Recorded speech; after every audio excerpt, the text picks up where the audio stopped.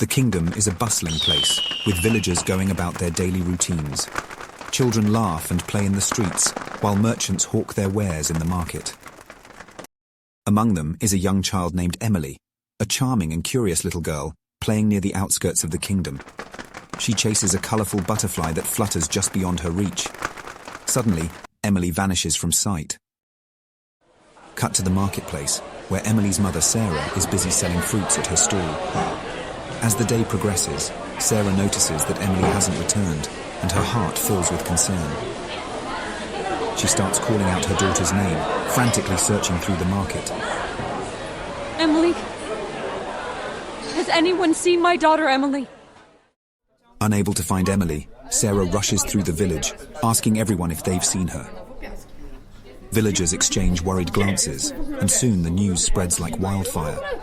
Panic grips the kingdom, and the once lively streets turn into a somber place filled with anxious faces.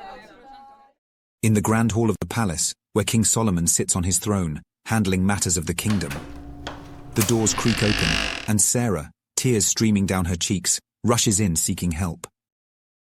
Your Majesty, please help me. My daughter Emily has gone missing.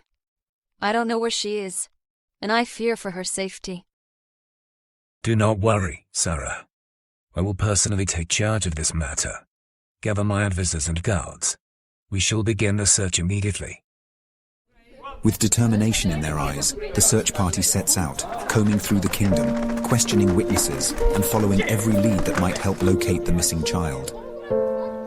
As night falls, the search continues relentlessly. The kingdom is now draped in darkness, and torches illuminate the efforts to locate the lost child.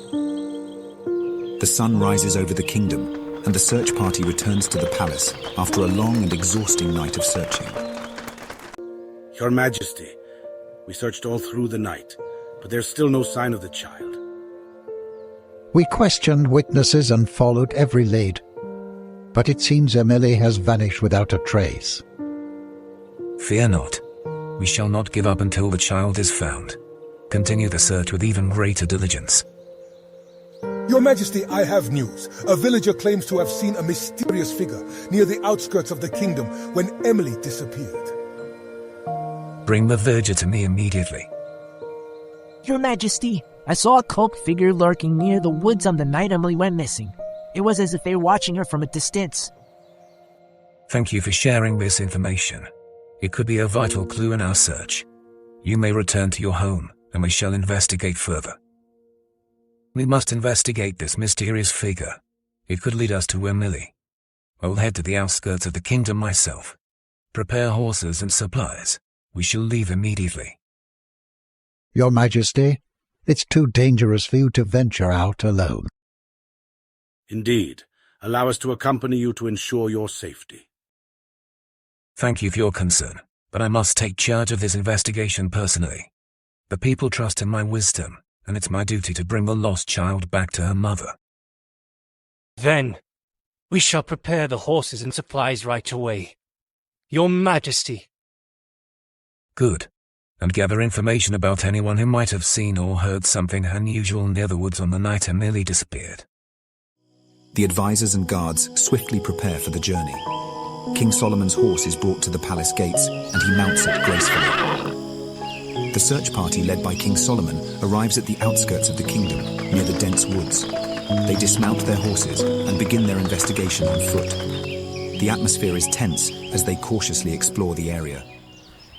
Stay alert, everyone. We must be through in our search for any clues about the mysterious figure. Yes, Your Majesty. We'll split into smaller groups to cover more ground. Your Majesty, look, footprints. These appear to be fresh. The mysterious figure might have passed through here recently. Let's follow the trail. The group follows the trail of footprints deeper into the woods, navigating through the thick vegetation and tall trees. The woods become eerily quiet, adding to the intensity of the search. As they venture further, they stumble upon a secluded clearing where they find remnants of a campfire.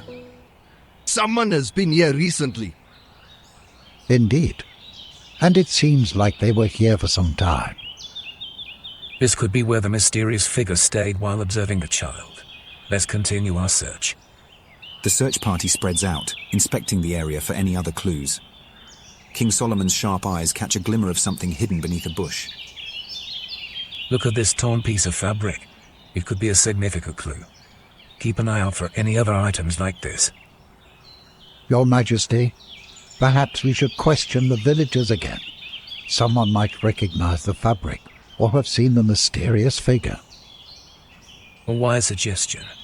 Let's return to the kingdom and gather more information. We'll follow up on this lead once we have more details.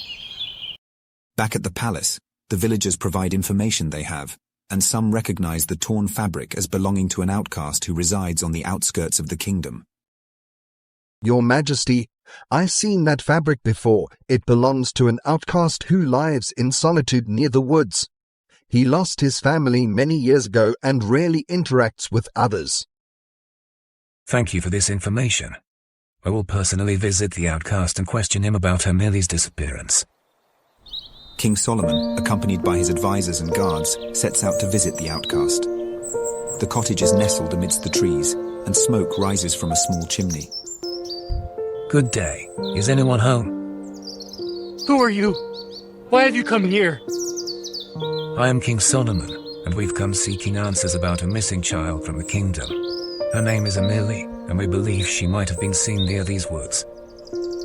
I haven't seen any child. I keep to myself and don't involve in the kingdom's affairs. We found a torn piece of fabric near the woods, similar to the one you have. Can you explain how it got there? I don't know. Sometimes the wind carries things, and I may have lost something while wandering the woods. Your Majesty, he seems nervous. Tell me, what brought you to live near the woods?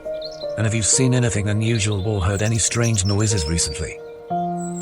I came here after losing my family years ago. I've been living in isolation ever since. I haven't seen or heard anything unusual. Your Majesty, I swear. King Solomon studies the outcast's expressions, trying to gauge the truthfulness of his words. He senses a profound sadness in the man's eyes. Very well. We shall leave now, but I hope you understand the urgency of this matter. If you remember or hear anything, please inform us immediately.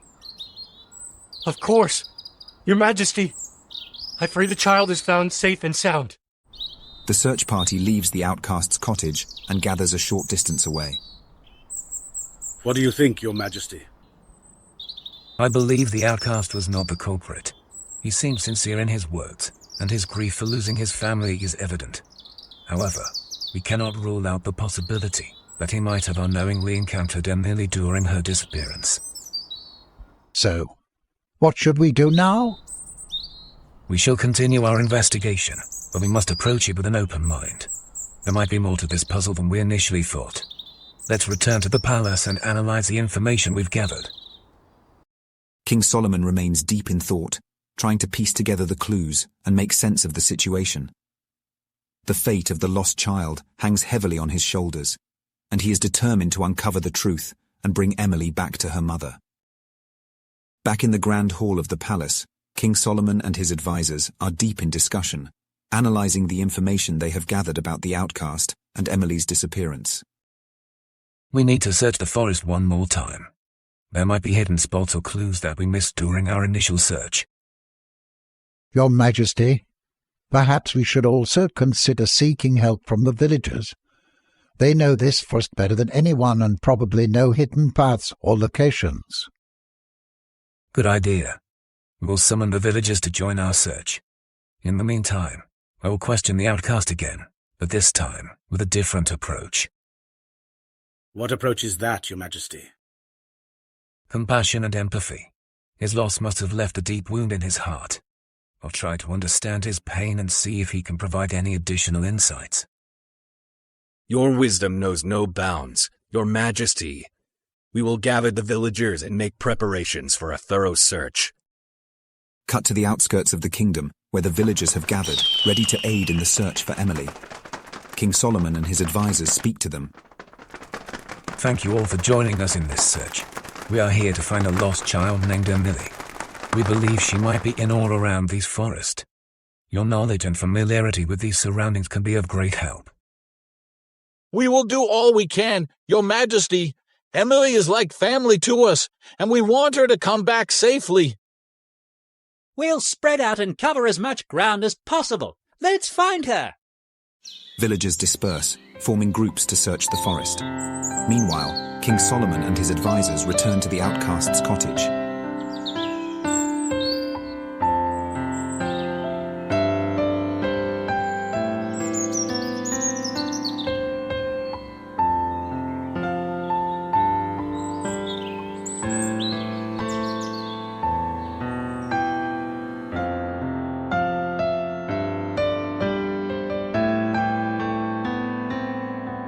Your Majesty, what brings you here again? I come with empathy in my heart. I can see that you've endured a great loss, and your isolation is a reflection of your pain. Your words are unexpected. Your Majesty. I'm not trying to accuse you, but to understand. Can you tell me about your family? Their loss must have been unbearable. I once had a loving wife and a beautiful daughter. They brought light into my life. But fate dealt a cruel hand, and they were taken from me during a plague that swept through the kingdom. Since then, I've chosen to live in solitude, away from the world that caused me so much pain. I can understand your grief, and I can offer you mercy. We are looking for a missing child, a young girl named Emily. If you have any information that might help us find her, please share it. I swear, Your Majesty, I know nothing of that child or her whereabouts. I would not wish such a fate to befall any parent. Thank you for your honesty. We will continue our search. Please let us know if you remember or find anything relevant. The outcast nods, seemingly touched by King Solomon's understanding. The search for Emily continues with renewed determination and the united efforts of the villagers and the palace guards. Cut into the forest, where the villagers search every nook and cranny, their torches illuminating the darkness. The atmosphere is tense as they call out Emily's name, hoping for a response. Over here! I found something! This is a part of Emily's dress. We're on the right track. Villagers cheer, and the search intensifies. Meanwhile, King Solomon, deep in thought, reflects on the outcast's grief and the torn fabric. A realization dawns upon him. Could it be? The outcast may have unknowingly taken Emily with her when she was lost. Back in the grand hall of the palace, King Solomon gathers his advisors to share his insights about the outcast and the torn fabric they found in the woods. I believe the outcast might not be responsible for Emily's disappearance. His grief and isolation are genuine, and the torn fabric could indicate that he unknowingly took her in while she was lost. But Your Majesty, how do we confirm this? We need to find Emily and bring her back to her mother. Indeed, we need to act with the most care and compassion. I will personally visit the outcast again and try to find more information. Meanwhile, we must continue the search with even greater diligence.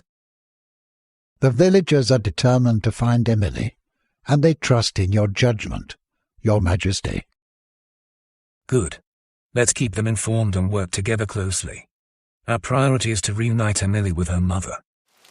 Cut to the outskirts of the kingdom, where the search effort continues with intensified vigor. The villagers, guided by the palace guards, cover every inch of the woods and its surroundings.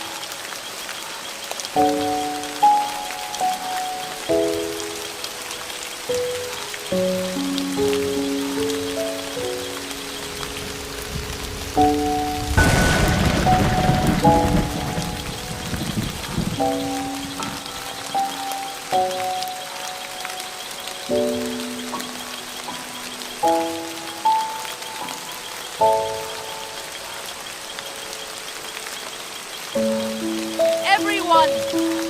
I found the cave! The search party gathers around the cave entrance, and King Solomon arrives shortly afterward. Be cautious. Let us proceed carefully into the cave. There might be more clues or even Emily inside. They enter the cave, illuminating the darkness with their torches. As they venture deeper, they spot small footprints on the ground. These footprints. They look like a child's. Indeed. It seems we're on the right track. They follow the footprints, leading them further into the depths of the cave. Suddenly, they hear a faint whimper echoing through the darkness. Did you hear that? Villagers quicken their pace, following the sound of the whimper. And there, huddled in a corner, they find Emily, scared and alone. Emily, we found her! Mommy! It's all right, Emily. We're taking you back to your mother. Cut to the palace, where Sarah anxiously waits for any news about her daughter. The grand hall doors swing open, and the search party enters with Emily in their arms. Emily, my darling. Mommy, I was so scared. It's okay now. You're safe. Thank you, Your Majesty, and everyone who helped find my daughter. You need not thank us, Sarah. The villagers and I are overjoyed that Amelia's back with you. Please, allow me to introduce the outcast, who unintentionally provided shelter to Emily while she was lost. I'm deeply sorry for any distress caused. Your Majesty, I never meant to take the child. I'm glad she is back with her mother. I understand, and I have no ill will towards you. You've already suffered greatly. I believe this incident was a matter of fate that brought Emily to you, not a deliberate act. The outcast looks moved by King Solomon's understanding and nods gratefully. Thank you, Your Majesty, for showing compassion to the outcast and for bringing my daughter back to me. It was the unity and determination of the villagers, combined with the wisdom of my advisors, that led to this joyous reunion. I only played a small part. The kingdom celebrates the safe return of Emily, expressing gratitude for King Solomon's wise judgment and the support of the villagers.